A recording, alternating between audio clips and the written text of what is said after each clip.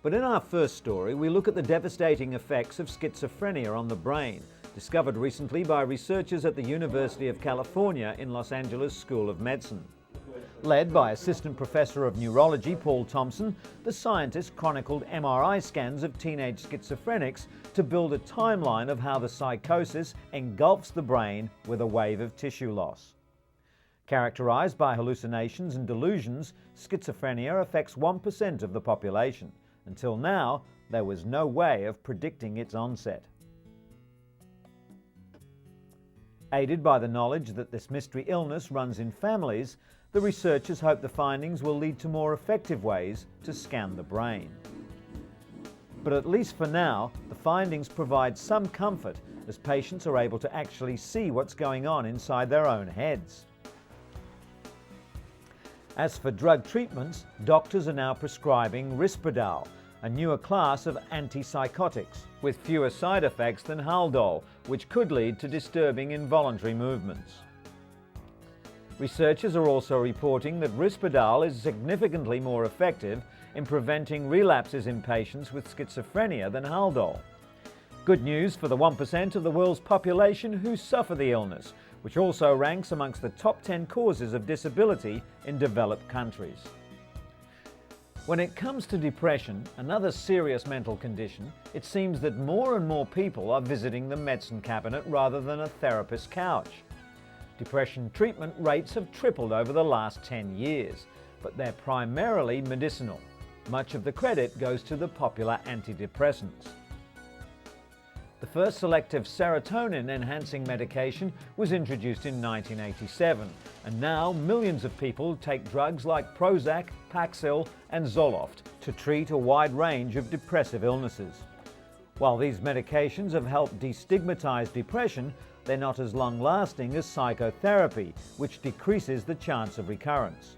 It's estimated that up to 10% of Americans suffer from major depression in any given year, a rate set to increase worldwide.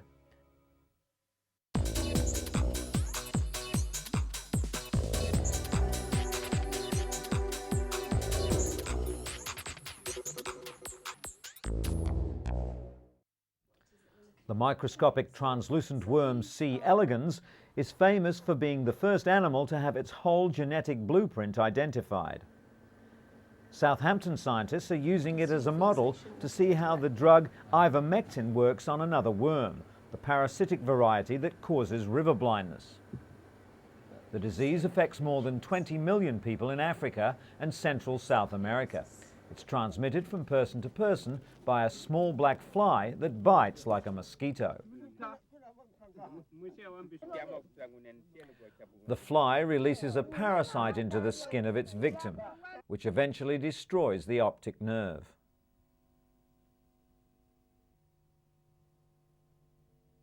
The most effective treatment is an annual dose of ivermectin. It kills the worm by binding to sites called receptors on its muscles and nerves. The worm is then paralyzed and starves to death. Widespread use of ivermectin in veterinary medicine has led to some worms becoming resistant. There are fears that the same might happen in human mass treatment programs. By building up a picture of how C. elegans works, scientists hope to increase our understanding of how to treat and eradicate one of the developing world's most debilitating diseases.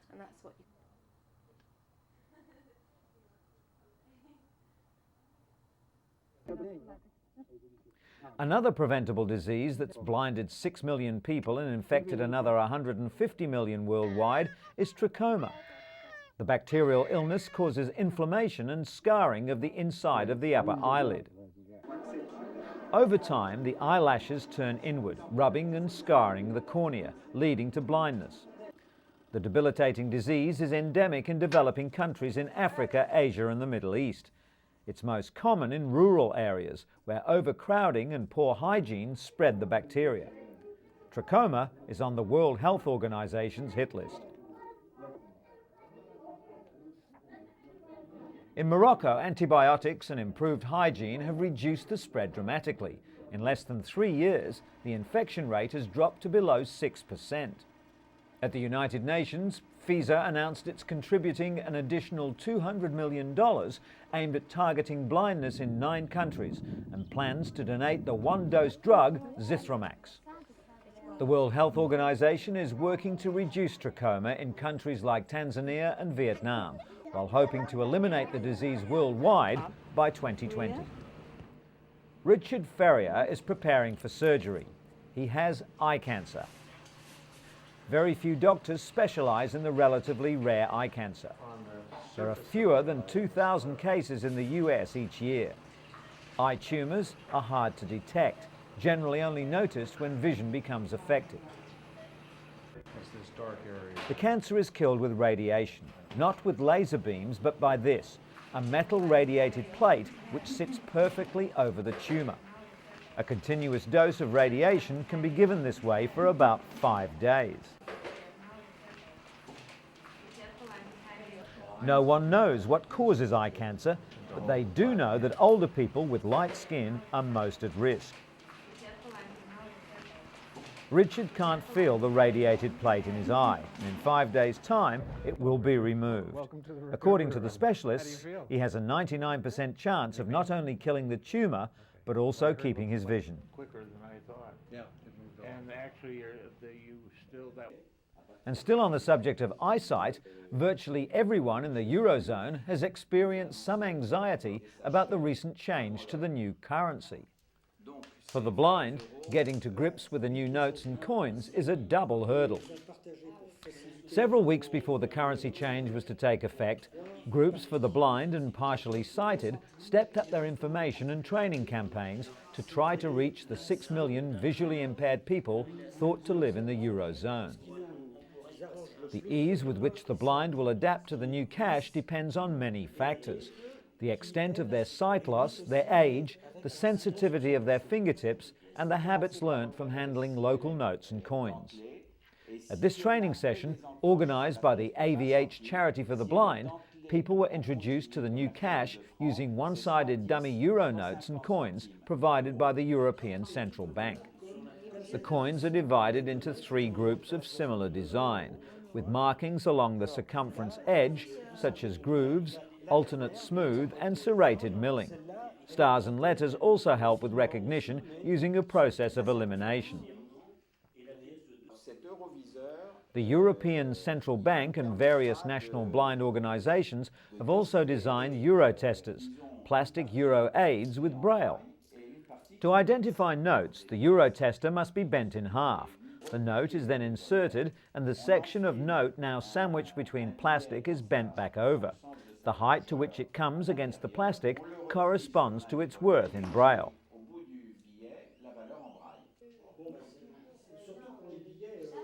Coins, on the other hand, are inserted into a narrowing groove. Their corresponding value is marked in braille at the point where they come to a stop. The notes are all different colours. They use large print for the denomination, and the position of the metal foil also differs.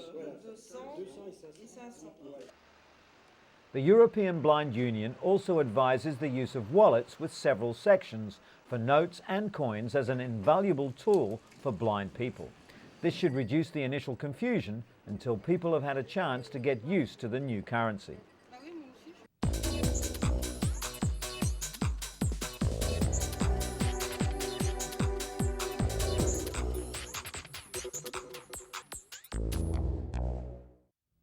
Not have sexual relations with that woman. Lies. Miss Lewinsky. Sometimes they can take months of investigation and millions of dollars to uncover. But cutting-edge technology from the Mayo Clinic may finally take the mystery out of deceit. According to doctors, when someone lies, there's a sudden warming around the eyes. The new device detects these altered heat patterns using high-definition thermal imaging equipment, which picks up on the subtle metabolic changes that can occur instantaneously.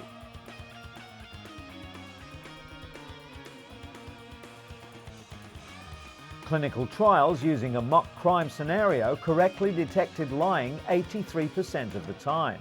The next step is to develop even smaller cameras and determine if they are as accurate. Scientists at the Mayo Clinic believe that in time, Their lie detector will have many practical applications in the security and law enforcement industry, such as at airports and border checkpoints. In theory, blood should rush to the eye area of liars like mini uncontrollable hot flushes, while the innocent remain coolly and calmly unaffected. The system was first used to examine metabolic rate, but suddenly researchers realized that it was so sensitive it could detect fearfulness. As soon as that was confirmed, they decided to see if it could detect lying as well. Experiments in which 20 people were randomly asked to stab a mannequin, rob it of $20 and then profess their innocence showed the technique to be as effective as any existing polygraph test. The thermal camera correctly identified 90% of the true innocents. While polygraph tests have long been considered too slow and cumbersome to be used for airport security, thermal imaging cameras might be a practical and reliable alternative. New technology has also come to the aid of cystic fibrosis sufferers who've been unable until now to travel far from home. CF patients like Kristen McFall are using a new medical device to fight the deadly disease. She's now able to live by herself and not depend on others for treatment. The airway clearing device is called the vest, and it helps clean the lungs of excess mucus by oscillating the chest wall repeatedly. Melody Green has had 2 double lung transplants. Unlike most transplant patients, she underwent daily chest physiotherapy to keep her lungs functional, but with the vest, it was no longer necessary. Of all the lungs donated each year, only 12% have actually been usable, but the vest was modified recently to ensure the organs were kept in optimal condition even before transplantation, and that means that more lungs will be available for patients like Melody. And an English company is offering drowsy drivers a quick fix solution to keep them alert and safe on the roads. The British Oxygen Company claims that a blast of oxygen is enough to wake the body. A driver simply pulls over for a moment and with the canister provided sprays some pure oxygen into their lungs.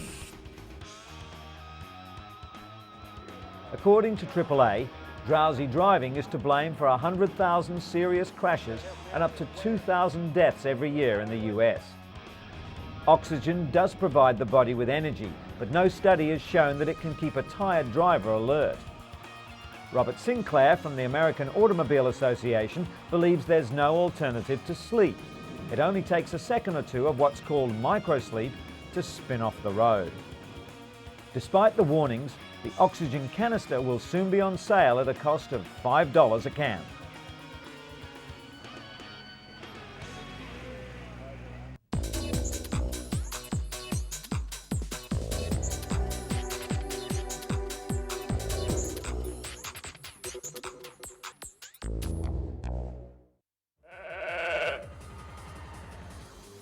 Five and a half years after becoming the world's first cloned sheep, researchers report that Dolly has developed arthritis, raising fears that the cloning process may have given her a genetic defect. According to Professor Ian Wilmot of Scotland's Roslin Institute, Dolly developed arthritis in her left hind leg at an unusually young age. In 1996, Dolly was cloned from a cell taken from an adult animal. Some scientists speculate that because Dolly was cloned using genetic material from a 6-year-old ewe, her genetic age might be closer to 11. Many animal rights advocates condemn cloning. They believe it's dangerous and unethical, regardless of the methodology. Since Dolly's debut, researchers around the world have cloned several other animals, including cows, and within 2 years hope to produce the world's first allergen-free cats. PPL, the company responsible for creating Dolly, has enjoyed continued success as well. Their cloned piglets represent a major step towards producing animal organs and cells for use in human transplants. The so-called knockout pigs have their alpha-1,3-galactosyl transferase gene inactivated. The gene normally leads the human immune system to reject pig organs within minutes. This vital step should enable animal organs and cells to be transplanted into humans without being rejected by the recipients. Cloning of the animals took place in the lab, following which the fertilized eggs were put back inside the mother pig, who gave birth to 5 healthy piglets. According to the Scottish-based firm, pigs are the preferred species for xenotransplantation, the transfer of cells or organs from one species to another on both scientific and ethical grounds. The world's first knockout pigs have been confirmed through DNA tests to have one of their 2 copies of the gene inactivated. The potential benefit they offer is immeasurable, as countless patients who would have died while waiting for human organs to become available can now be saved. In related news, US President George W. Bush reiterated that human life should not be destroyed for the purpose of embryonic stem cell research, after hearing that scientists in Massachusetts created the first cloned human embryos. The groundbreaking experiment proves that a single cell taken from a human adult can be coaxed into a healthy young embryo. However, the medical advance raises ethical concerns because it requires the creation of human embryos solely for the purpose of destroying them. Researchers at Advanced Cell Technology also cloned several healthy cows, using the same cloning process to create the 6-celled embryos. The scientists say their intention is not to create cloned human beings, but to develop immune-compatible cells to treat degenerative diseases. Although in August, President Bush announced he would allow limited funding for several already existing stem cell lines, some members of Congress warned they will work to prevent further research studies in the US altogether.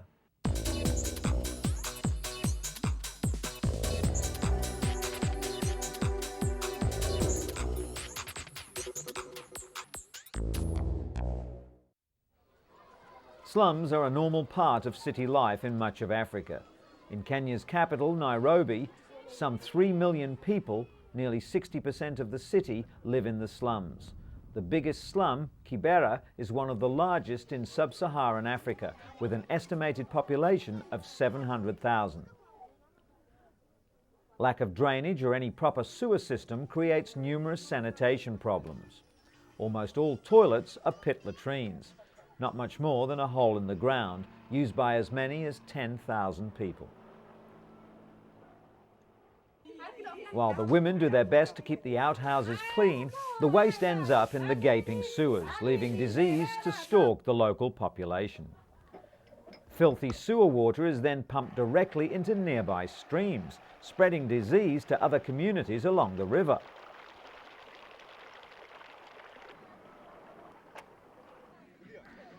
But the flying doctors from the African Medical and Research Foundation, or AMREF, have come to save the situation through an intensive health campaign aimed at improving the water and sanitation in the slums. A marathon race organised by AMREF, which attracted nearly 200 runners, many armed with toilet brushes, was run through the city streets in the Kenyan capital in aid of collecting money to build good, clean toilets for the slum dwellers. $100,000 was the target that the organisers were aiming for in order to build over 300 toilets. Currently, there's 1 toilet for every 10,000 people, so the additional facilities will come as quite a relief. And although he didn't enter the unusual race, Kenyan marathon runner Paul Tergat and his family were on hand to support this worthy cause. One practice that AMREF hopes to stamp out is an unpleasant phenomenon known as the flying toilets. With so few loos available in these parts, locals have been known to tie up their waste in plastic bags and then hurl the bags as far away as they can. The plastic projectiles invariably end up in rivers or in neighbouring compounds and are a serious health risk. Being hit by a flying toilet isn't much fun either.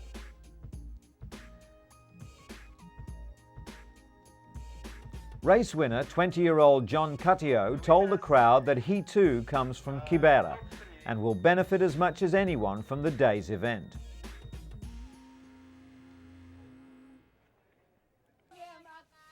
As the campaign to eradicate flying toilets in the slums continues, it's hoped that the slum dwellers will soon be able to do away with the practice completely and enjoy better health and sanitation for themselves and their families.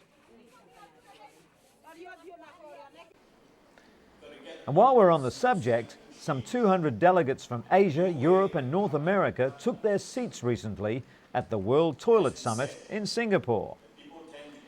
It's something people use every day, but organisers hope to bring the taboo topic out of the water closet by swapping ideas on design, public education and sanitation. Wash your hands and always flush was the message from a mime troupe that kicked off the event with a graphic but silent demonstration of the good, the bad and the ugly in the bathroom.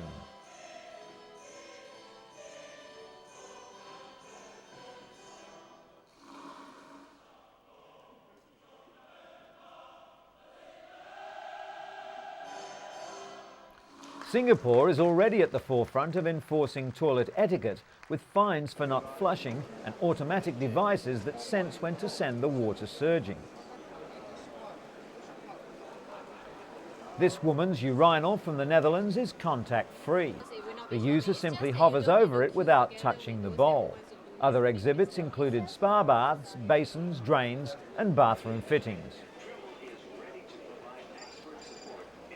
While luxury items were a feature of the show, delegates were also reminded that according to World Health Organization estimates, 40% of the world's population still don't have access to adequate sanitation, leading to the spread of disease and 2 million deaths a year.